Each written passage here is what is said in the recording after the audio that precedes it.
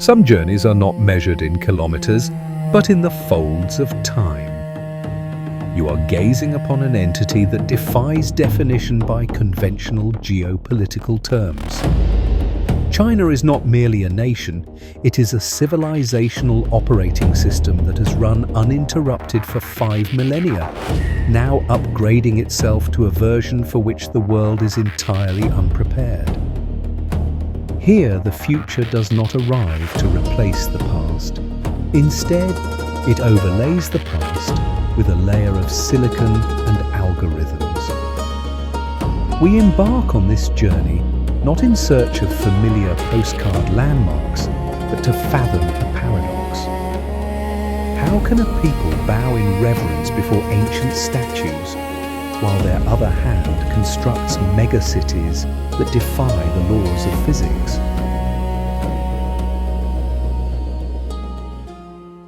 The journey to Tibet never truly begins when you step off the train at Lhasa station. It begins the moment your body registers the brutal shift in the atmosphere. When the Qinghai-Tibet Railway, the 21st century's greatest engineering marvel, climbs over the Tanggula Pass at an altitude of 5,072 meters, you officially leave the world of ordinary mortals behind. At this height, oxygen levels drop to about 60% compared to the plains. Your lungs constrict, your heart pounds as if trying to shatter your ribcage, and your head throbs with a splitting pain. This is the infamous acute mountain sickness, AMS. But for travelers, this pain is a worthy price to pay. It is a painful ritual of purification, a reminder that you are entering the domain of the gods, a place where humans are merely fragile and temporary guests. Tibet, resting entirely upon the Tibetan plateau, is the result of the most violent tectonic collision in Earth's history, occurring 50 million years ago between the Indian and Eurasian plates. That collision did not just lift an entire landmass into the sky, it created an isolated ecosystem, harsh yet surreally beautiful. The sky here is not the usual blue. Because the air is so thin, lacking dust and water vapor, sunlight scatters less, creating a deep blue, a color so profound and abyssal that you would think it only exists in outer space.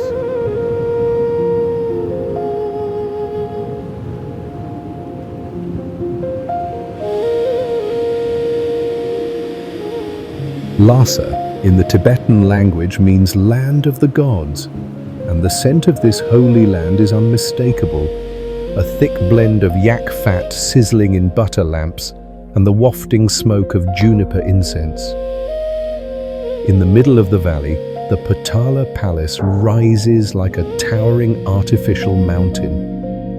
First built in the 7th century by Songtsen Gampo, the great king who united the Tibetan tribes and introduced Buddhism to the land, Potala is a fortress of faith and power. With 13 stories, over 1,000 rooms, and walls up to 5 meters thick, held together by clay mixed with honey and white sugar, this structure defies the laws of time. Standing beneath those crimson walls, the Red Palace, and stark white walls, the White Palace, you feel an absolute sense of awe.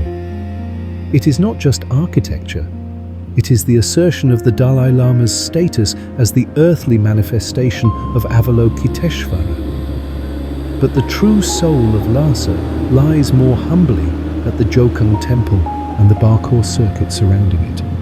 Here, time seems to have frozen for 1,000 years. You will see pilgrims with faces darkened by sun and wind, their cheeks flushed with the characteristic highland red. They perform the ritual of 3 steps, 1 bow, full body prostrations. The sound of wood sliding against stone rasps in the air, accompanied by the ceaseless murmur of Om Mani Padme Hum. They do not come here to pray for wealth, They pray for the happiness of all sentient beings. Such ultimate humility makes the arrogant ego of the modern world seem suddenly ridiculous and meaningless.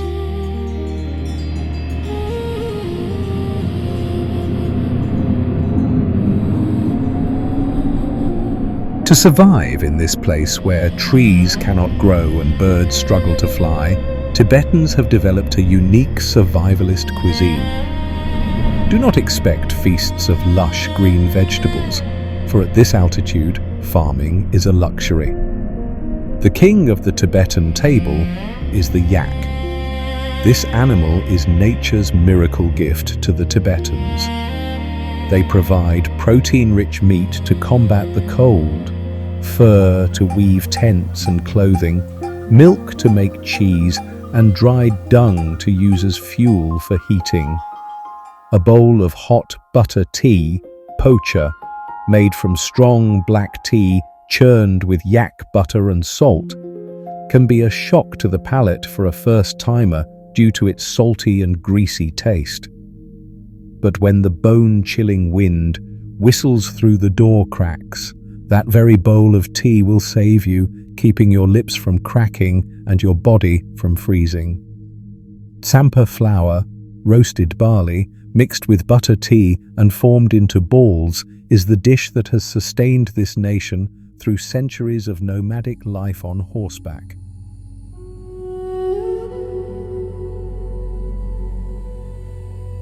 To speak of Tibetan culture without mentioning their perspective on death is a major omission. For Tibetans, death is not a full stop, but merely a changing of clothes for the soul. This is most clearly demonstrated through the world's most haunting and controversial ritual, sky burial.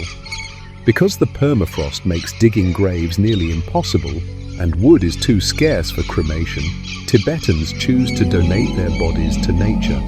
The deceased are taken to burial platforms high in the mountains, where monks perform rites and dissect the body, leaving it for the vultures. To an outsider, this may be a horrific scene, but to the Tibetan, this is the final and greatest act of dana, generosity. They believe that once the soul has departed, the body is just an empty shell. Offering that shell to nourish other beings, the vultures, regarded as dakinis or sky dancers who carry souls to the heavens, is the highest way to accumulate merit before entering a new cycle of reincarnation. It is a philosophy of life that is generous and courageous to the point of being chilling.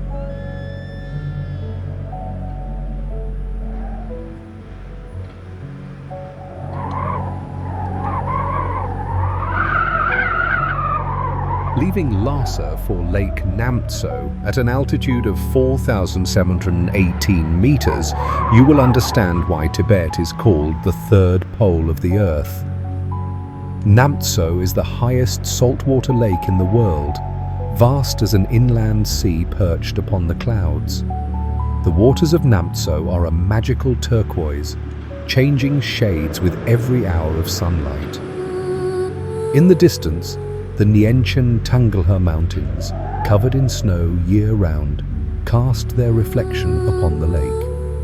Standing before that vast silence, one feels completely solitary. No traffic noise, no phone signal, only the sound of the wind hissing through the five-colored lungta, wind horse, prayer flags flapping wildly. Tibetans believe the five colors represent the five elements of the universe. Blue for sky, white for clouds, red for fire, green for water, and yellow for earth. Every time the wind blows through a flag, a prayer is sent into the void, spreading peace to all living things.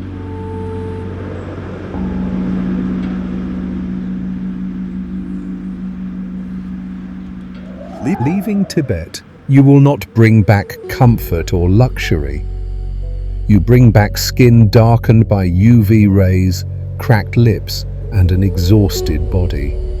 But deep inside, something has changed. You learn how to breathe, cherishing every sip of air. You learn humility before the grandeur of nature. And above all, in the harshest land on the planet, where life and death intertwine every day, you learn to love your current life with the utmost intensity. Tibet is not just a destination, it is a journey of returning to one's true self.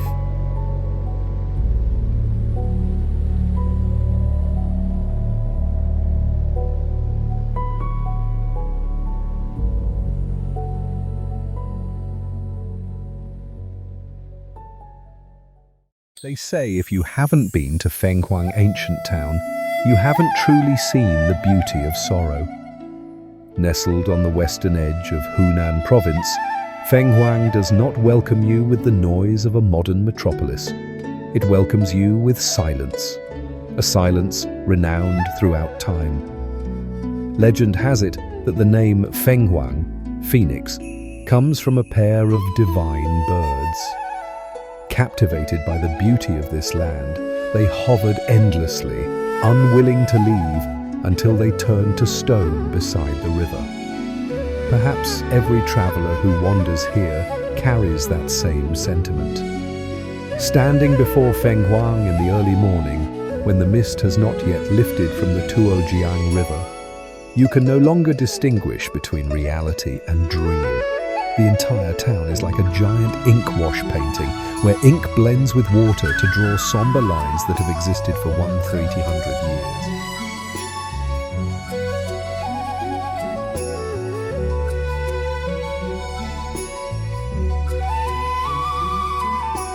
What creates the soul of Fenghuang is not military ramparts, but the fragile yet proud architecture of the Dia Ojiaolu, the stilt houses. Look at these structures. They are not built on solid ground, but reach out over the water, leaning on simple wooden stakes driven deep into the riverbed. For centuries, despite floods and the turbulence of history, the homes of the Miao and Tujia people have stood there, clinging to the cliffs as a challenge to gravity. The wood has turned a glossy black with time. The yin-yang roof tiles curve upward like wings poised for flight. Here, architecture is not separate from nature. It relies on nature to exist. Small alleys paved with green flagstones wind like a maze, leading you deep into the past. Every footstep on the stone is a touch upon history. You can almost hear the echoes of the ancient Marbang caravans that once carried salt and tea along this southern Silk Road. But stone and wood would be lifeless without people.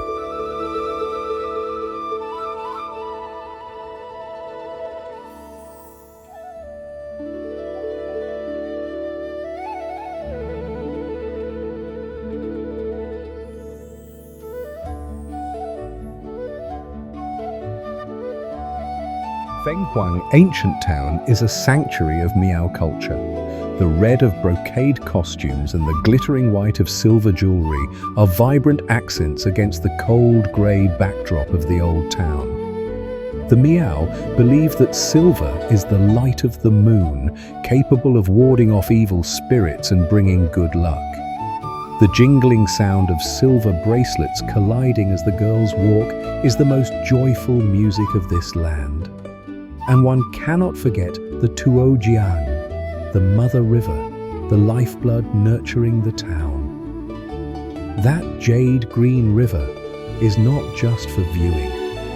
It is where life happens. In the early morning, you will see women bringing clothes to the riverbank.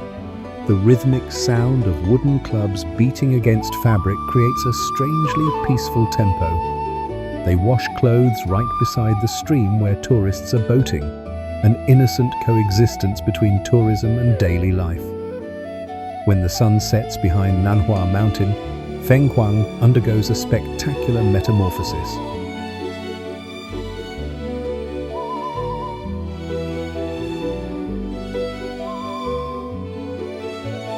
If by day, the town is a contemplative old woman telling ancient tales, by night, it transforms into a vibrant maiden. Tens of thousands of red lanterns are lit simultaneously. The roofs, the wooden bridges, the watchtowers, all are outlined in golden light, reflecting upon the dark Tuojiang water, creating a shimmering, surreal, mirrored world. At this moment, silence gives way to music from the riverside bars. Some might criticize this noise for breaking the ancient charm, but from another perspective, this is a revival. Feng Huang is not dead. It is a firebird reborn from ashes every night. That light reminds us that despite its ancient form, this place is still breathing the rhythm of the 21st century. Leaving Feng Huang, what remains with you is perhaps not the perfect check-in photos. What remains is the feeling of suspension. In a world where everything rushes by, Feng Huang Ancient Town is a rest stop for time itself. A place where you learn to watch a leaf float, listen to the paddles stirring the water, and realize that sometimes walking back into the past is the best way to heal the present. The moss-covered walls will still stand there. The Tuojiang River will still flow forever to the east.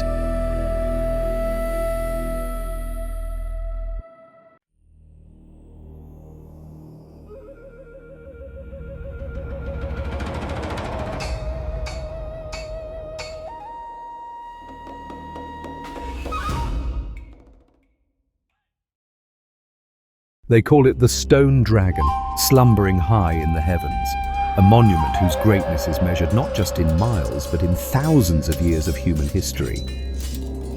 The Great Wall, the immortal symbol of China, and one of the greatest architectural wonders of our planet. Yet behind the magnificence we see today lie secrets of blood, tears, and the pinnacle of military art.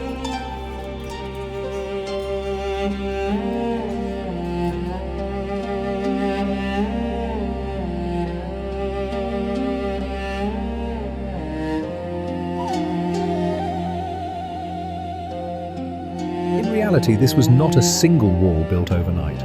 It is a complex network of defense systems, built, connected, and fortified over 2,000 years.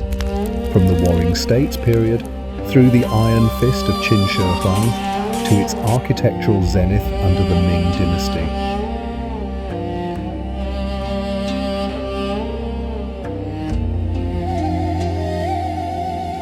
How did the ancients transport stones weighing tons up these treacherous peaks without machinery? The answer lies in sheer human will and extraordinary ingenuity. Millions of soldiers, peasants, and prisoners were mobilized. It is said that beneath every brick of the wall lies a fallen soul. It was once known as the longest cemetery on Earth. But what allowed this structure to withstand wind, rain, and earthquakes for a millennium? The secret lies in sticky rice. Ming Dynasty engineers created a special mortar, a mixture of slaked lime and sticky rice soup. This organic compound is so incredibly strong that, in many sections, weeds still cannot grow through it even after centuries.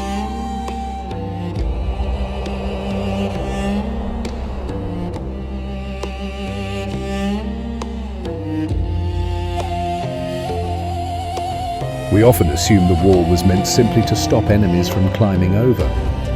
But in reality, its function was far more complex. This was a military superhighway. The surface was wide enough for 5 cavalrymen or 10 infantrymen to march side by side, allowing for rapid troop deployment between strongholds.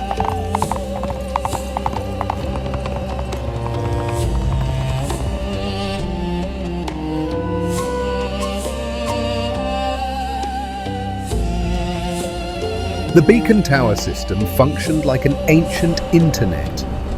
Upon spotting the enemy, soldiers burned dried wolf dung mixed with sulfur to create a vertical column of black smoke. News of an attack could travel thousands of miles in just a few hours, an unimaginable speed for that era.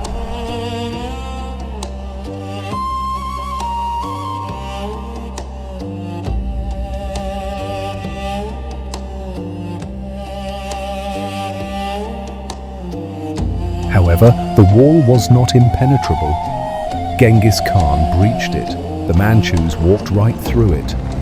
History proves that no matter how high a wall stands, it is useless if the human spirit wavers. The collapse often came not from broken bricks, but from the betrayal of the gatekeepers.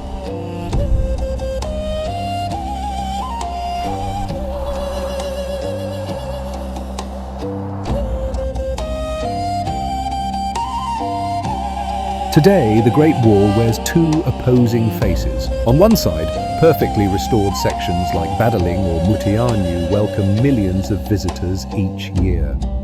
Yet not far away lies the Wild Wall, ancient earthen ramparts from the Han era, quietly fading into desert sands and oblivion. It is estimated that 30% of this relic has vanished forever due to erosion and human impact.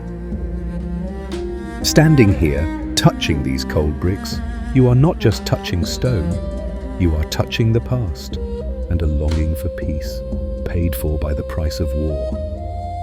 The Great Wall, once a barrier to separate the world, has now become a bridge uniting humanity in wonder. It reminds us, mighty empires may fall and emperors may turn to dust, but works built by the extraordinary human will shall echo through eternity. Do you believe there is a place on Earth where gravity seems to be forgotten? A place where mountains do not lie flat on the ground, but pierce straight into the sky like swords stabbing the blue clouds. This is not movie magic, nor is it the distant planet Pandora. This is Zhangjiajie, Mother Nature's most surreal masterpiece in Hunan Province, China.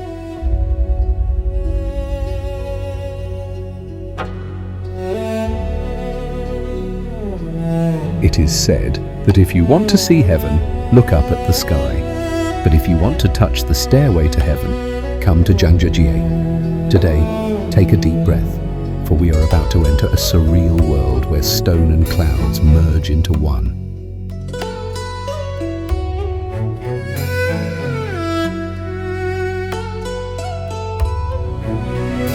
Over 300 million years ago, the place where we stand was a vast ocean. Time, wind, and water became the greatest sculptors, carving out more than 3,000 of these magnificent quartz sandstone pillars. Some pillars tower over 1,000 meters high, standing solitary and lonely between heaven and earth, yet exuding an overwhelming majesty.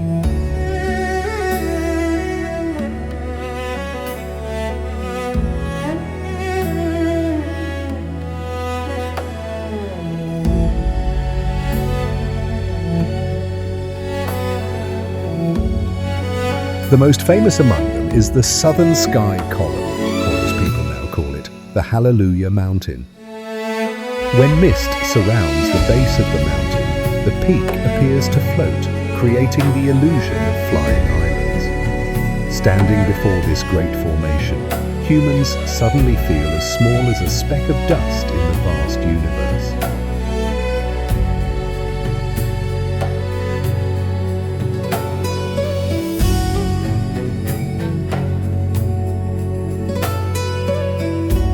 To conquer this height, you can experience the Bailong Elevator, the world's tallest outdoor elevator. It takes less than 2 minutes to go from the ground to the mountain peak, a journey that takes you piercing through layers of clouds.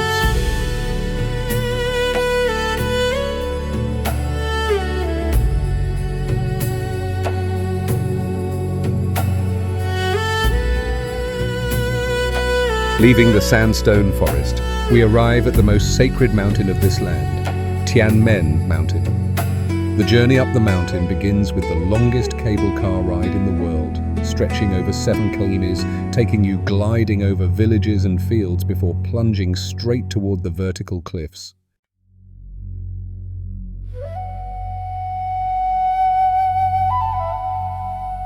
Looking down, the road with 99 bends winds like a giant white dragon slithering up the mountain. It is a masterpiece of engineering and a challenge for any driver. And there it is, Heaven's Gate, a massive natural archway piercing through the mountain, 130 meters high. Legend has it that this is the boundary between the mortal world and the fairyland.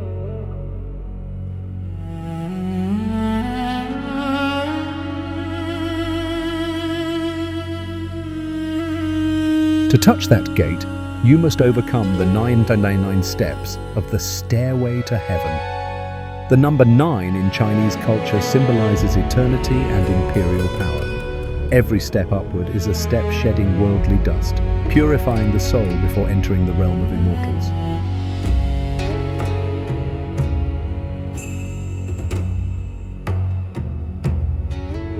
Zhangjiajie is not only for those who love sightseeing, but also a sanctuary for brave hearts.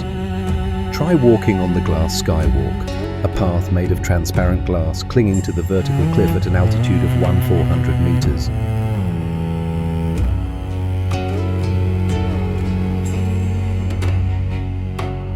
Beneath your feet is no longer solid ground, but a bottomless abyss. The sensation of walking in mid-air, watching clouds flow through your feet, is both terrifying and incredibly exhilarating.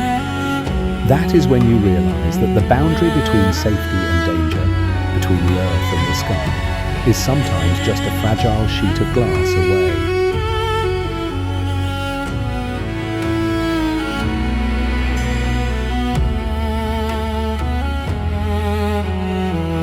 Living amidst these majestic mountains are the Tujia people. They believe that every mountain and every stream is governed by spirits. Their culture is rustic, yet brilliant, like their colourful hand-embroidered costumes. If you are lucky, you will hear antiphonal singing echoing through the mountains, or witness the unique crying marriage custom, where the bride's tears are not of sadness, but words of gratitude to her parents before leaving for her husband's home.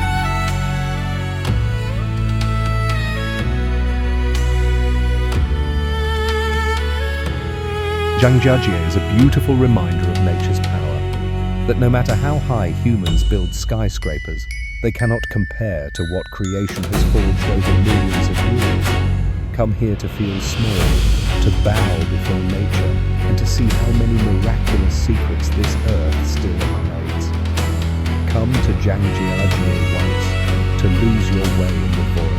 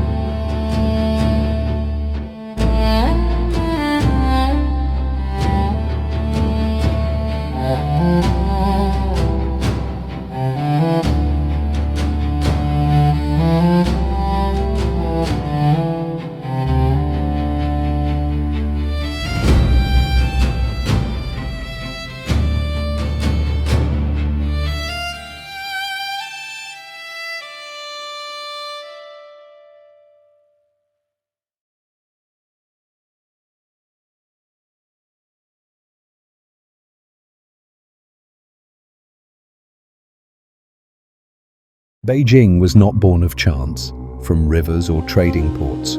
It was born from the will of absolute power. This city is a miniature cosmic diagram, a giant feng shui chart, where every road, every gaze is forced to direct towards a single point, the throne of the Son of Heaven. The ancient Chinese believed that the North Star was the center of the sky, and the Emperor, the Son of Heaven, must reside at the center of the earth. Thus, the Forbidden City was placed precisely to reflect the order of the stars.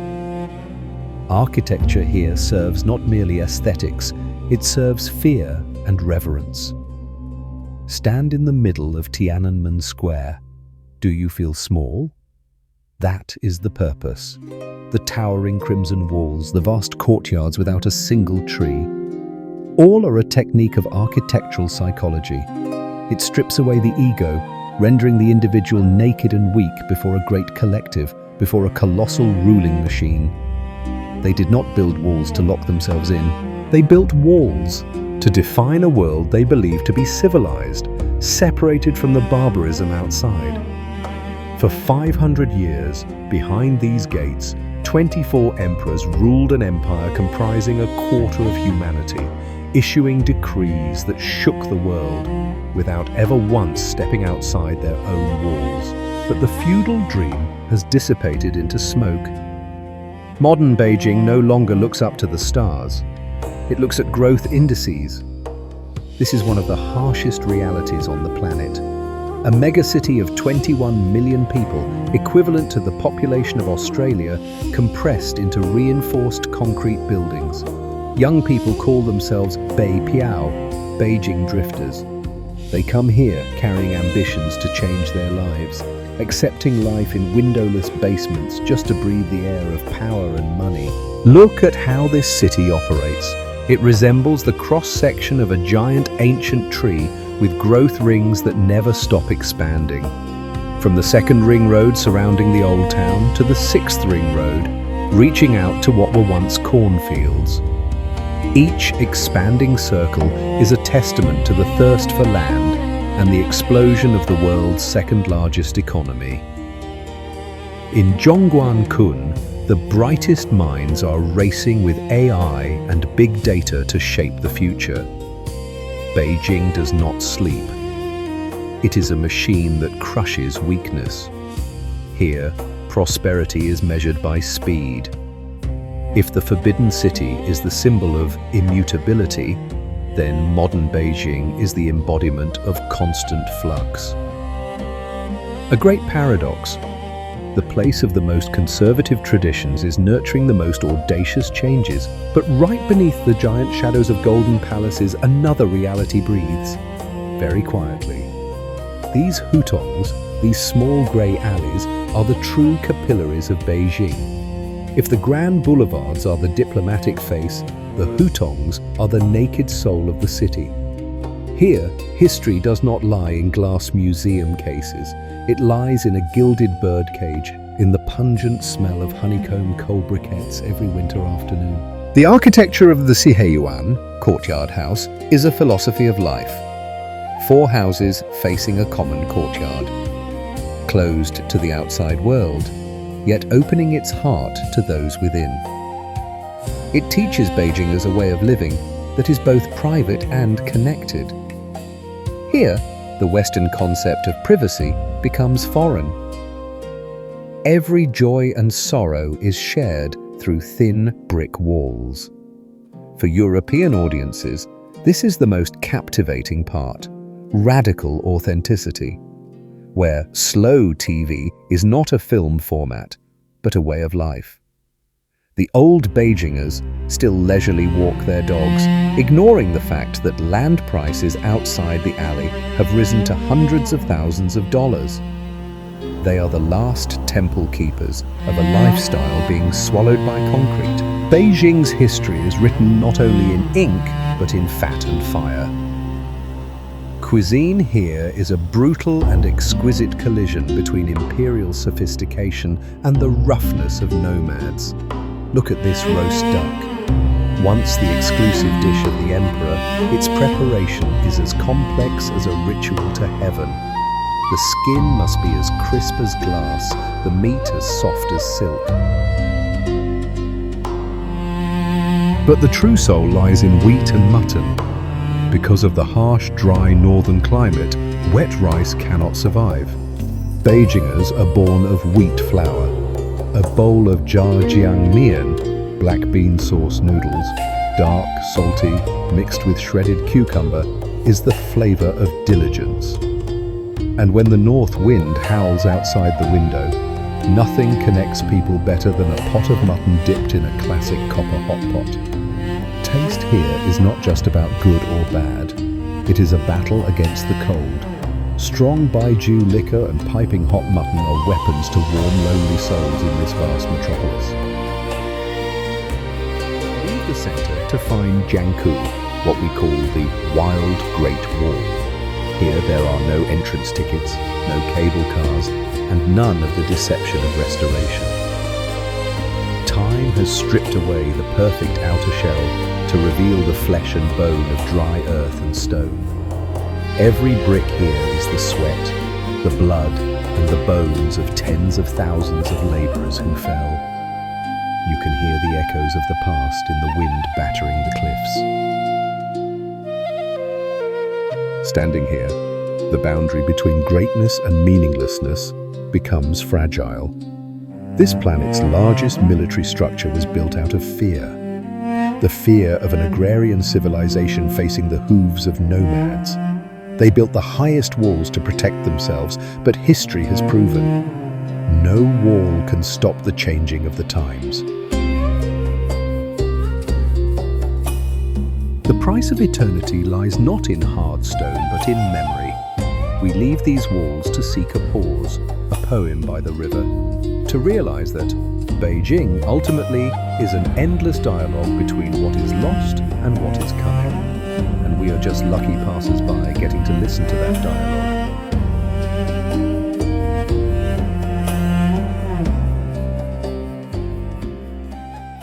There are cities built of brick and stone, but there are also cities forged from the very flow of time itself. Xi'an is one such place. If the history of China is a long, winding river, then Xi'an is its most majestic source. It is often said, if you want to see China of the past 10 years, go to Shanghai. To see 100 years, go to Beijing.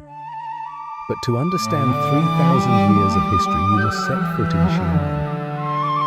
Located in the heart of the fertile Guangdong Plain in Shanxi province, Xi'an once bore a name full of pride, Chang'an, meaning eternal peace.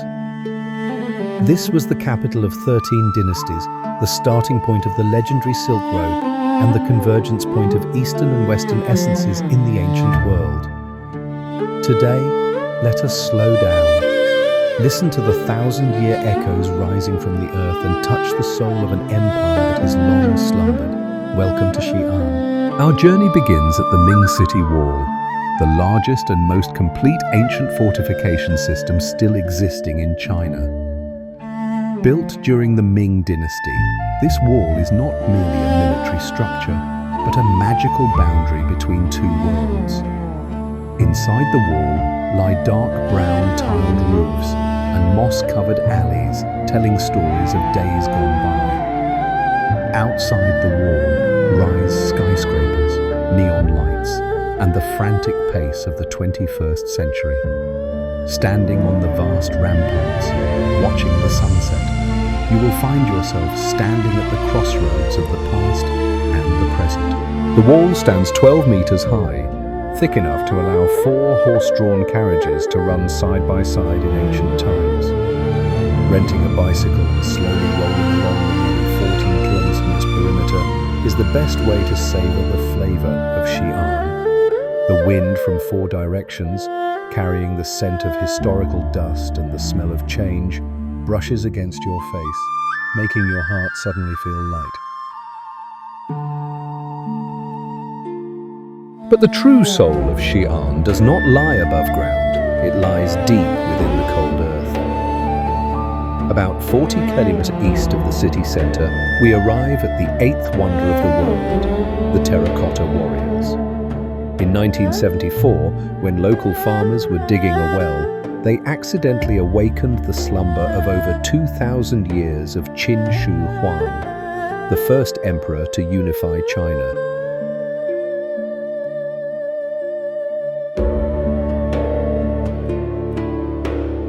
Look closely at these faces. Over 8,000 statues, yet no two faces are alike. Some look resolute, some contemplative, while others carry a look of joy. Every strand of hair, every fold of armor, and every shoe sole was carved with astonishing precision.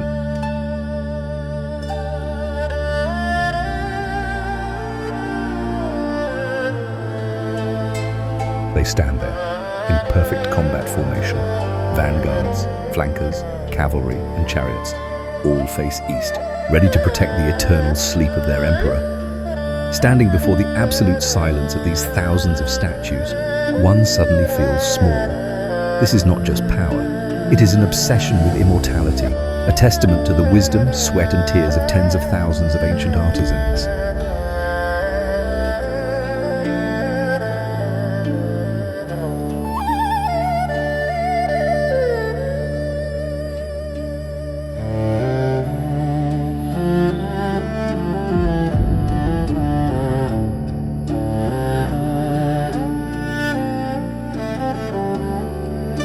Leaving the solemnity of the imperial tomb, Xi'an welcomes us with the serenity of the Zen gate. The giant wild goose pagoda, located within the Da-Chien temple, is the most brilliant symbol of Buddhist culture from the Tang dynasty. This is where Master Xuanzang, also known as Tang Sanzang in the novel Journey to the West, spent the rest of his life translating the Buddhist scriptures he brought back from India.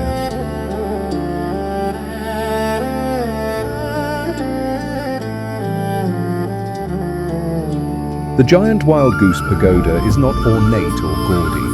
It bears the beauty of simplicity and stability, with brick architecture mimicking wooden structures.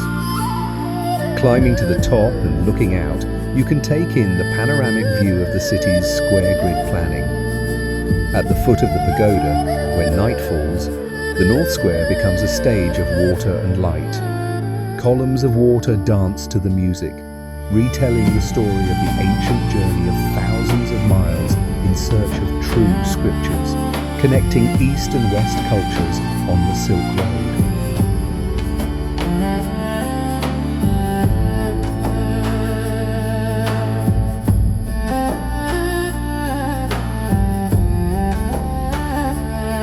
Xi'an is not just solemn, Xi'an is also very alive. And that vitality is most clearly seen in the Muslim Quarter. Located right behind the Drum Tower, this has been home to the Muslim community for centuries, descendants of Silk Road merchants. Stepping in here, your sense of smell will be awakened by the strong aroma of cumin, chili powder, and lamb sizzling over hot charcoal.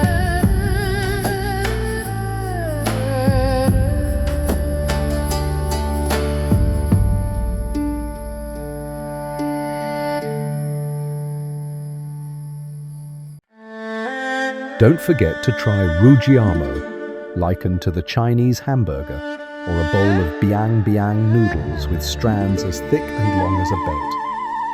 Xi'an cuisine is a bold intersection between the spicy tang of Sichuan and the rich, savory flavors of the Northwest. And just when you think Xi'an has gone to sleep, the grand Tang ever-bright city truly wakes up. This is the most dazzling pedestrian street, recreating the urban prosperity of the Chang'an capital during the Tang dynasty. Under the shimmering lights, amidst magnificent ancient architecture, thousands of visitors don flowing Hanfu robes. In that moment, the boundaries of time blur. You are no longer a tourist, you are a resident of Chang'an, wandering in a dream of prosperity that has lasted for 1,000 years.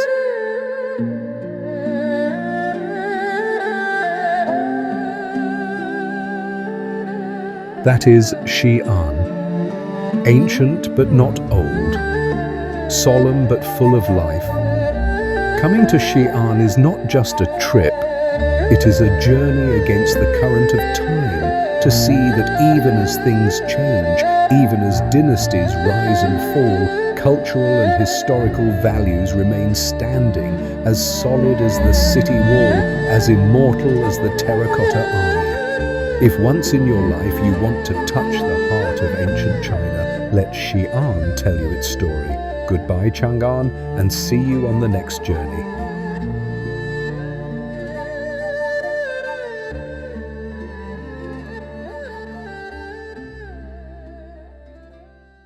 Chongqing is not a city for conventional definitions. Known as the 8D city, or the mountain city, this place is a colossal labyrinth that challenges every sense. In Chongqing, maps sometimes become meaningless because your first floor might actually be someone else's rooftop. Today, let's embark on a journey to explore the 10 pieces that make up the soul of this misty land. We begin at Jiefangbai Pedestrian Street, the fiery heart of the city. Amidst a jungle of skyscrapers, the Liberation Monument stands tall like a lighthouse of history. Once the tallest tower, it is now dwarfed by modern prosperity, yet it retains its status as a spiritual icon, where the past and future intersect in every hurried footstep. Not far away is the People's Auditorium, with a jade green dome mimicking Beijing's Temple of Heaven and majestic red columns. This structure is the architectural pride of the locals. When night falls, the square in front transforms into a vibrant community stage where authentic daily life is revealed most clearly. If you seek a quiet moment to admire this entire picture, head to Ealing Park at sunset. From this balcony of the city, you can capture the moment the Jialing and Yangtze rivers converge and witness the city gradually lighting up, sparkling like a galaxy on the ground. Chongqing is famous for its unimaginable transit experiences. Step on to the Yangtze River Cableway. Likened to an aerial bus, this vintage cabin will glide you over the surging river, threading between high-rise buildings growing out of the cliffs. It is a sensation that is both majestic and strangely precarious. And when night comes, Hongye Cave appears like a surreal dream. Clinging to a vertical cliff, this 11-story stilt complex glows brilliantly in golden light, reminiscent of scenes from animated fantasy films. The most interesting part? When you take the elevator to the top floor and step out, you will still find yourself standing on another street level. Don't forget to visit the most adorable citizens at the Chongqing Zoo. This is the home of the giant pandas. Watching their clumsy, leisurely bamboo chewing, all the fatigue of your journey seems to vanish, leaving only pure joy. Leaving the urban noise behind, we find the Sikiku ancient town. Once a bustling porcelain port, Chikiku now preserves time on its worn green slate paths. The scent of spicy hot pot, the hawkers' cries, and the moss-covered tiled roofs will take you back upstream through history, finding the peace of an old Chongqing. Further out in the suburbs, the Dazu rock carvings await you with a millennial silence. Over 50,000 Buddhist, Taoist and Confucian statues have been carved directly into the cliff faces since the 9th century. Standing before the golden thousand-hand Guanyin, you will feel the power of faith and the pinnacle of sculptural art that has survived the ravages of time. Finally, the journey concludes at a masterpiece of creation: the 3 natural bridges in Wulong. 3 massive natural limestone arches spanning deep canyons create a scene so majestic It is over. Standing at the bottom of the green valley, looking up at the sky reduced to a mere slit through the stone arch, humans suddenly feel truly small before nature's greatness. From the brilliant neon lights of Hongya Cave to the silence of Dazu, from the hustle of Jiefangbai to the majesty of Wulong, Chongqing is a colorful symphony. It is a city not just to be viewed but to get lost in, only to find magic at every unexpected turn.